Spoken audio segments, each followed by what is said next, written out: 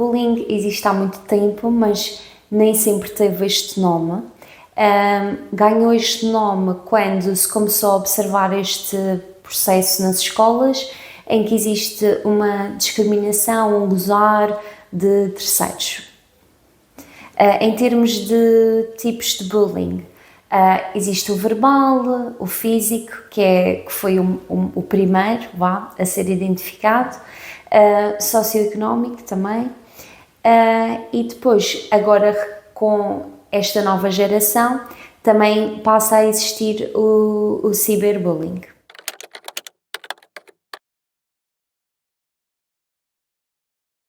Em termos de físico, é mesmo mais uma agressão física à outra pessoa. Isso pode ser empurrões, pode ser mesmo porrada, como se diz. Na parte verbal, são comentários para minimizar aquela pessoa. És tonta, és gorda, os teus pais são assim, tu és burro, especialmente em contexto escolar, és esquisito. O socioeconómico é mais no sentido de vestes-te assim, nem sequer tens isto, não tens esta boneca, não tens este brinquedo, não tens um telemóvel, como também é uma realidade mais dos dias de hoje em dia. E depois temos o ciberbullying, que acaba por ser quase uma perseguição online.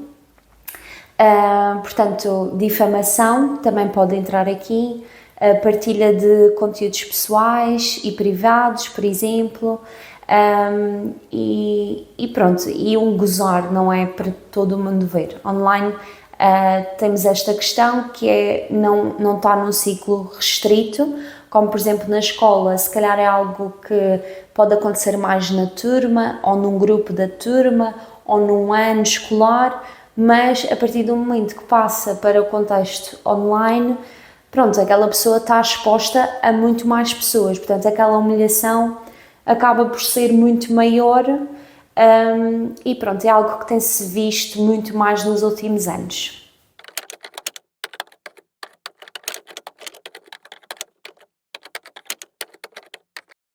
Hoje em dia nós temos mais informação, ou seja, nós falamos, já se vê alguns até programas na escola de medidas contra o bullying, portanto nós estamos a falar mais sobre isso. Agora, se é levado com a seriedade que devia, vai depender, não é? Eu acho que depende mais talvez dos pais, porque a escola acaba por ter medidas que tem de seguir e portanto se calhar o modus operandi já é um bocadinho melhor. Eu acho que em casa é que, por não haver esta informação tão regrada como há com os professores e com as direções da escola, se calhar ainda não é tão bom. E nós vemos situações, por exemplo, os pais tentarem resolver as coisas com as crianças, ou seja, vou supor que eu tenho um filho e ele é vítima de bullying, eu ir à escola tentar resolver as coisas com a criança, em vez de tentar falar primeiro com a escola, com os professores, com os pais daquela outra criança. Depois também temos muito, se ele te bater, também bates de volta. Portanto, não talvez com a seriedade, porque não é só, neste caso, o bater de volta, é quais são os impactos que isto está a ter naquela criança. Como é que fica a autoestima dela? Que repercussões é que isso pode ter depois no desenvolvimento? Ou seja, o autoconceito que ela tem dela mesma por estar a passar por aquilo, por se sentir excluída, por se sentir diferente, por se sentir menos, de que forma é que isso depois também não terá implicações no desenvolvimento dela, na entrada na adolescência, na entrada na adultez, que características é que ela vai acabar por desenvolver mais, por exemplo, ser mais tímida, não se mostrar tanto às pessoas com receio de voltar a estar neste ciclo. Portanto, eu acho que as pessoas veem ainda isto muito como uma coisa passageira, que faz parte e que acontece e que, Pois, pronto, acontece, temos de lidar, ok, mas não é só sobre aquela fase, isto tem mesmo consequências que podem ser graves. Infelizmente, muitos dos casos de suicídio nestas idades deve-se principalmente a situações de bullying. Portanto, não é uma coisa passageira. Pode ser, mas quando não é, também temos de ter a noção disso.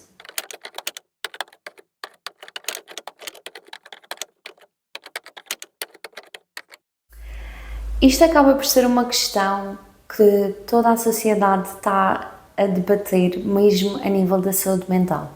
Não, eu não preciso de ir a consulta nenhuma porque não estou a passar mal, não estou doente, não estou com dores, não estou. Não.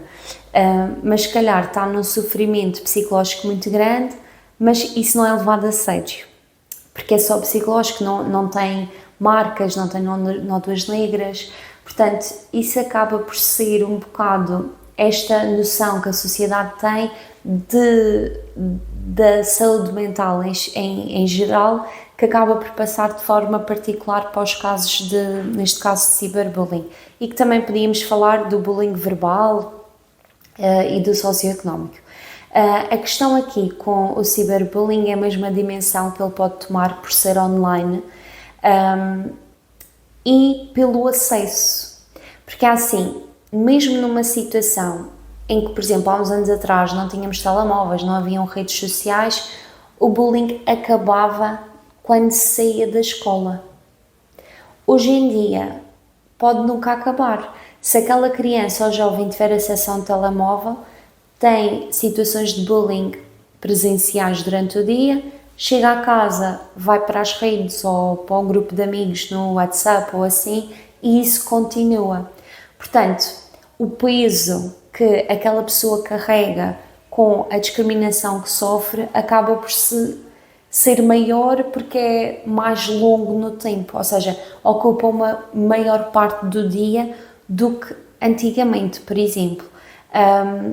Acho que não existem ainda boas medidas para a prevenção disto, porque tínhamos de começar com mas eu tenho direito de liberdades de expressão, etc.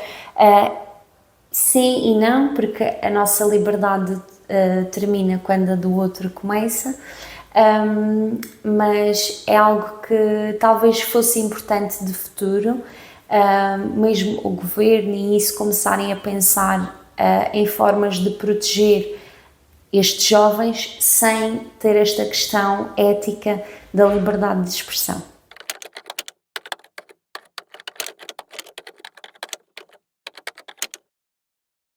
A curto prazo, aquilo que se vê é uma grande baixa de autoestima. E isso depois acaba por também estar muito mãos dadas com o autoconceito. Portanto, a autoestima é como nós nos sentimos connosco. Portanto, se nos sentimos bem ou se estamos assim mais em baixo, se não gostamos muito de nós. O autoconceito é a ideia que nós temos, das características que nós temos.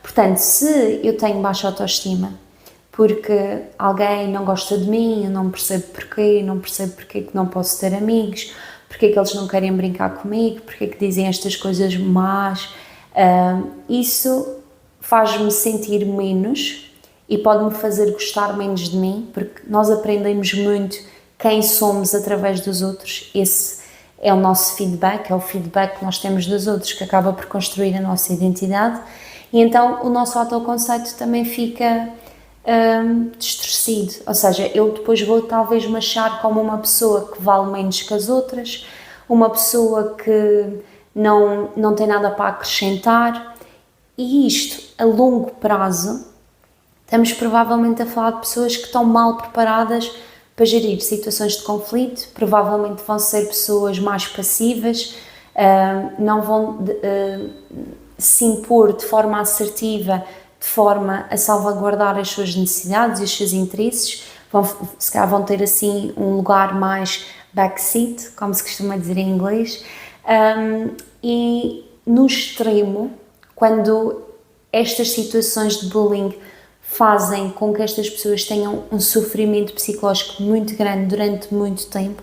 Podemos estar a falar aqui de perturbações de ansiedade, perturbações depressivas e, claro, assim, em última instância, podemos estar mesmo a falar de situações de suicídio. Como eu já referi há pouco, infelizmente, nestas idades de jovens e adolescentes, é algo que acontece muito porque também é difícil na adolescência nós vermos a fotografia inteira. É um período da nossa vida, do nosso desenvolvimento, em que nós estamos muito focados em saber o que é que nós somos, o que é que nós defendemos, o que é que nós vamos ser, e temos ideias muito fortes nesta fase do nosso desenvolvimento. E quando estas ideias fortes e enraizadas sobre nós e o que é que nós somos eu não sou nada, não valho nada, não sei o que é que estou aqui a fazer, ninguém gosta de mim, algo deve estar errado comigo, é difícil nós olharmos para o futuro e pensarmos não, mas depois melhora, porque depois eu arranjo trabalho e mudo de ares.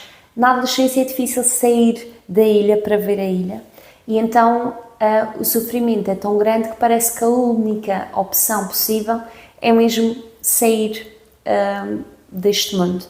E infelizmente ainda temos muitos casos de suicídio, especialmente agora com esta extensão do cyberbullying. É uma preocupação.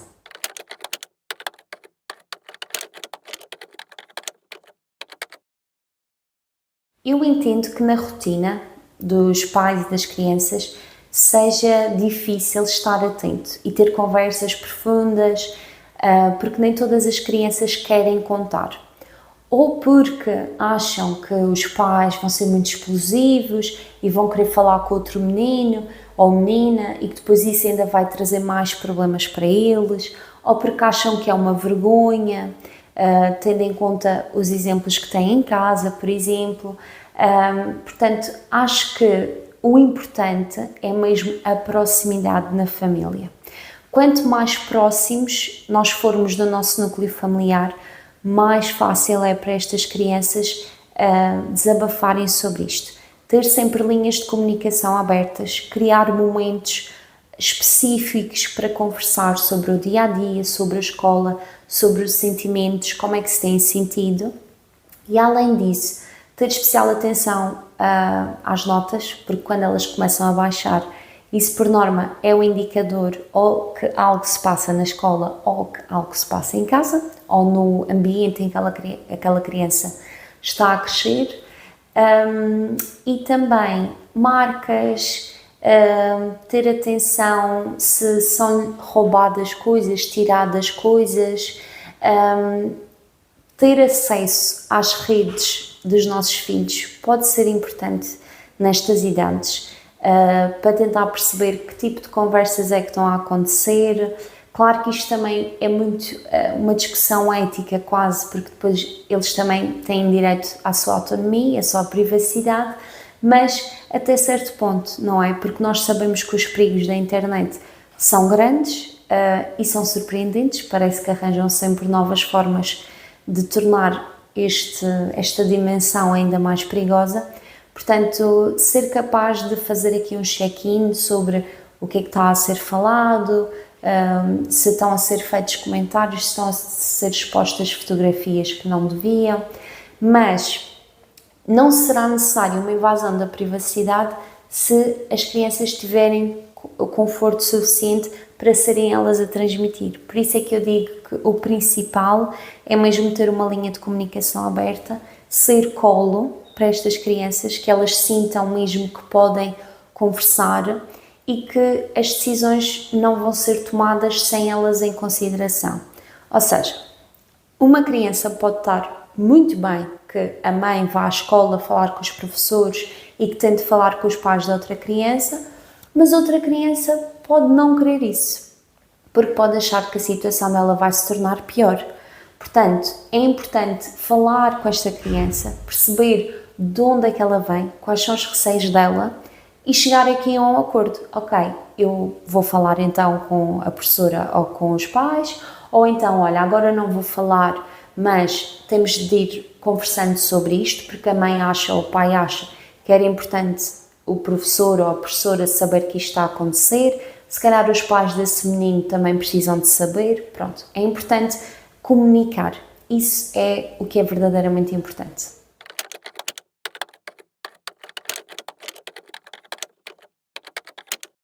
Nós não nos podemos esquecer que, de alguma forma, os bullies também são vítimas. Porque é assim, ninguém nasce com este desejo de fazer alguém se sentir mal.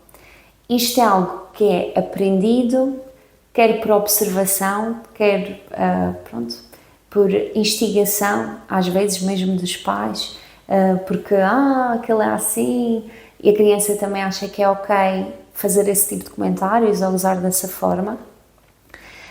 Acho que começa sempre de forma não intencional e visto, muito infelizmente, como uma forma de diversão. Portanto, o que está mal aqui é porque é que esta criança acha que isso é divertido. Tem falta de empatia? Se tem falta de empatia porque não o tem com ela, ninguém é empático com ela está só a repetir comportamentos que vê em casa. Temos de tentar perceber o que é que se passa aqui, porque também muitas vezes, se for a repetição de um comportamento, se for esta pessoa trata-me mal em casa, é assim que nós tratamos as pessoas, então é isso que eu vou fazer na escola, então aquela criança no fundo também está a ser maltratada. Primeiro, antes de ela ir maltratar outra pessoa. Portanto, também é preciso compreendermos o que é que se está a passar naquela vida. Ser bully é quase um sintoma de algo maior. Não é que a criança seja má, é algo que está a acontecer no ambiente dela, que está a fazer com que ela haja daquela forma. Nós vemos, por exemplo, em casos de divórcio, às vezes os miúdos têm o chamado lash out, que é tinham excelentes notas, começam a ter más notas, começam-se a comportar mal, faltas de comportamento, os professores chamam mais a atenção, podem interagir mais em tipos de comportamento deste género de bullying e no fundo é porque houve um desequilíbrio na vida familiar. Portanto, é um sintoma, temos de explorar isso, não ver esta criança como má, porque quando uma flor não cresce, a culpa não é da flor, ou é da terra, que não tem minerais, ou é da água, ou é do sol, a culpa não é da flor. Portanto, temos sempre de ir ver o ambiente em que a flor está a crescer e ajustar de forma a que ela cresça da melhor forma possível.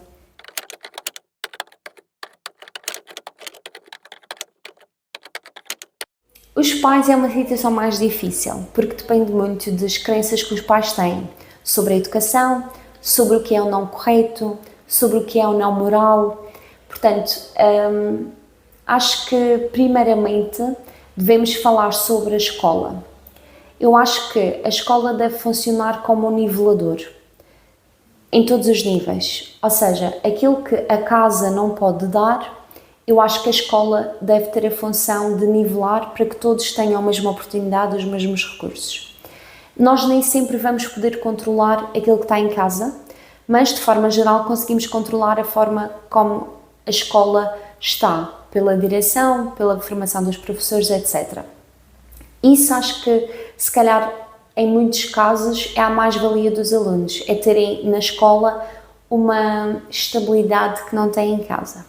Agora, em casa, o que é que se pode fazer? Estando os pais dispostos a isso, eu acho que em ambas as situações, para além de conversar muito com as crianças e tentar perceber as suas motivações, no caso de estarem a praticar bullying com outras crianças, e no caso das pessoas que sofrem de bullying, tentar perceber que efeitos é que isso está a ter nelas. Em ambas as situações, incrivelmente necessário que sejam seguidas por um psicólogo. Porquê é que eu digo isto? Porque no psicólogo ou na psicóloga não há enviesamentos. Portanto, nós somos capazes de trabalhar aqui ferramentas em consulta que vão ajudar aquela criança, tanto numa situação como noutra, a gerir as suas emoções, a ter um maior controle emocional, a tentar desenvolver competências que a ajudem melhor a gerir situações de conflito. Por exemplo, uma criança que vai logo para a agressividade, trazê-la mais para a assertividade, uma criança mais passiva, também trazê-la mais para a assertividade, tentar comunicar melhor, aprender a falar melhor sobre como se sente e não insultar, não descarregar, enquanto que em casa a maneira como os pais ensinam vai depender muito daquilo que eles acreditam. Portanto, tanto pode ser bom como pode ser mau, vai depender do meio em que aquela criança está a crescer. Portanto, acho que aí os psicólogos são uma muito mais-valia nesse sentido. São um espaço seguro em que os miúdos vêm, nós fazemos atividades super giras, fazemos desenhos, fazemos mímica, contamos histórias, lemos livros, portanto, não parece consulta, nós estamos a brincar e é através da brincadeira que depois nós aprendemos e chegamos a certas conclusões com eles. E nesse sentido, acho que é um bom investimento, porque qualquer coisa que eles aprendam em consulta nestas idades é algo que eles podem levar para a vida. Portanto, a psicologia no meio educacional, portanto, psicologia da educação, ou até mesmo psicologia infantil, nós temos uma oportunidade de formar futuros adultos. Portanto, muni-los de melhores ferramentas, melhores estratégias para que sejam adultos mais seguros, mais autónomos e mais confiantes. Nós não precisamos estar mal para ir a um psicólogo. Ou seja, se nós vemos que os nossos filhos têm algumas dificuldades na parte social, quer seja por situações de bullying ou não, quer sejam eles os bullies ou os que estão a sofrer bullying, ou mesmo sem haver situação de bullying, nós temos aqui um espaço seguro para desenvolver competências. Se é do interesse dos pais que os filhos tenham melhores competências, não há mal nenhum em vir ter consultas de psicologia. Não é preciso haver um diagnóstico, não é preciso haver um problema. Basta haver indícios. Meu filho tem algumas dificuldades, por exemplo, vai a uma festinha, fica primeiro num canto, tem muita dificuldade em se integrar. Não que isso seja mau, porque nós sabemos que isso pode também ter a ver com personalidade, mas não custa nada vir e se calhar desenvolver competências sociais para que ele também experiencie a sua infância de uma forma diferente, consiga ter mais oportunidades de fazer amigos, ter boas memórias. Isto é apenas um exemplo. Se eu tenho um filho que é muito explosivo, acontece qualquer coisa que foge do controle dele e é o pânico, ele fica louco e fala alto e não consegue controlar, não consegue respirar fundo. Temos aqui um descontrole emocional. Isto não é normal das crianças. É normal no sentido em que são crianças e ainda estão a aprender a se regular. Nós adultos já devíamos saber nos autorregular, mas não há motivo pelo qual nós temos de deixar a criança aprender sozinha. Podemos, mas quando isso é a longo prazo, temos de reconhecer quantos anos de sofrimento é que ela tem a estar todos os dias chateado, todos os dias frustrado, todos os dias agoniado com isto ou com aquilo. Indo a umas consultas, antes de acontecerem coisas terríveis, nós podemos fomentar aqui competências e como gerir as emoções de uma forma positiva e equilibrada.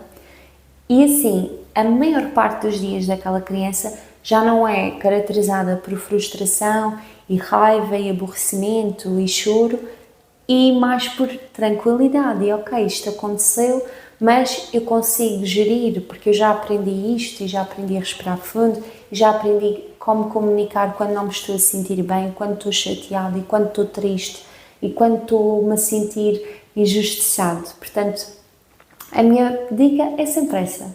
Acho que toda a gente devia ir a consultas de psicologia, tendo ou não problemas. Eu acho que isso é muito relativo, acho que toda a gente tem problemas. Acho que é mais sobre querer se autoconhecer e ter um maior autodesenvolvimento, e nós aqui podemos ajudar nisso. E pronto, eu acho que se toda a gente fosse ao psicólogo, não havia tanta gente a ir ao psicólogo porque alguém não foi ao psicólogo.